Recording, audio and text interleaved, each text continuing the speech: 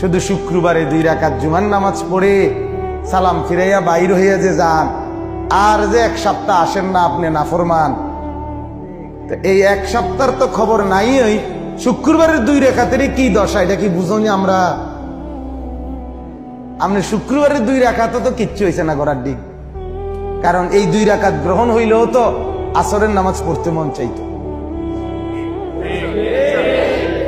তাহলে আপনার নামাজের দশা কি? হ্যাঁ, আপনি হাজিরা দেন আইসা আল্লাহকে বুঝান, ঠাট্টা করেন আল্লাহর সাথে, মস্কারি করেন আল্লাহর সাথে, আল্লাহকে সোজা মনে করছেন, বোকা মনে করছেন। নাউযুবিল্লাহ। কি ভাবছেন মিয়া? কি ভাবছেন? কি ভাবছেন?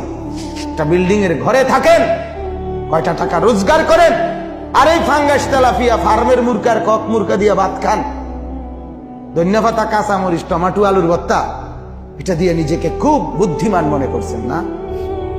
খুব সুখের জিন্দেগি মনে করছেন।